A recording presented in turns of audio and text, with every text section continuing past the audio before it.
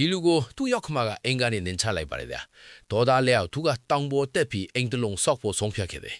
သူကဇနီးတဲ့ရဲ့မိသားစုအိမ်မှာအိမ်ပါသမတ်ဖြစ်ဝင်နေကြတာမို့ရောက်ခမတီရောက်ခမတွေတဲ့အမြဲတမ်းအတူနေထိုင်ခဲ့ရပါတယ်ဗျာဒါပေမဲ့နှစ်တည်ကြာလာတဲ့အထိသူ့ဝင်ငွေကထူးခြားမနေတဲ့အတွက်ရောက်ခမဖြစ်သူကသူ့ကိုလှောင်ပြောင်ပြီးအထင်သေးဖို့မရခဲ့ပါဘူးသူမသမီးအတွက်ဝန်ထုတ်ဝန်ပိုးလို့ပြောဆိုခဲ့ပြီးတော့တသက်လုံးတမအပေါ်ပဲမိခိုနေမဲ့သူလို့ဆိုပါတယ်ဗျာသူကိုယ်တိုင်အသက်နိုင်ဆုံးကြိုးစားပြီးအကုန်အကျအသက်တာဆုံးနေခဲ့ပေမဲ့ဘလောက်ပဲအားထုတ်ခဲ့ပါစီရောက်ခမစီကအတိမပြူစကားတခုံးမှမရခဲ့ပါဘူးဗျာပိုဆိုးတာကတော့မိသားစုညစာစားပွဲတစ်ခုမှပါပဲဗျာဆွေမျိုးတွေကသူတို့တမက်တွေအောင်မြင်မှုအကြောင်းပြောနေချိန်မှာသူ့ရောက်ခမကလူပုံလဲမှာသူ့ကိုဝေဖန်နေပါတယ်ဗျာအတော့မချတဲ့သူအရေးချင်းမရှိတဲ့သူလို့ခေါ်ပြီးဆွေမျိုးမိတ်ဆွေတွေစီမှာခေါင်းမဖော်နေအောင်လော့ခဲ့ပါတယ်ဗျာသူ့ဇနီးကလည်းစိတ်ပြော့သူမို့တိုက်တစိုက်ငိုနေုံကလွဲပြီးသူ့ဘက်ကကာကွယ်ဖြိုးဆိုပေးဖို့စကားတခွန်းတော့မဟာရေးခဲ့ပါဘူးအဲ့ဒီအချိန်မှာသူ့ရဲ့နာကြီးမှုတွေအားလုံးပောက်ကွဲထွက်လာခဲ့ပါတယ်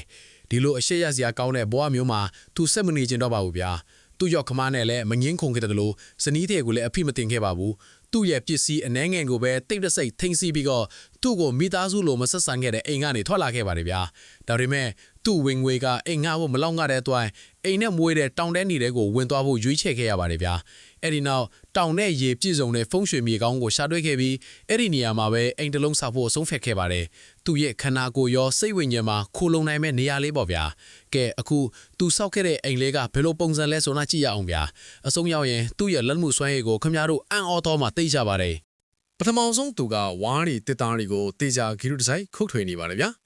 မြေပြင်ကိုတေချာညှိပြီးတော့အိမ်ရဲ့အခြေခံအုတ်မြစ်ကိုချနေပါတယ်တဘောတောတောင်ထံမှာကိုယ်တိုင်ဟိန်ဆောက်ရတာလွယ်ကူတဲ့ကိစ္စတော့မဟုတ်ပါဘူးဒါပေမဲ့သူ့ရဲ့စိတ်ရှည်တီးခဲ့မှုနဲ့လက်မှုပညာတွေကအံ့မခင်းပါပဲဗျာ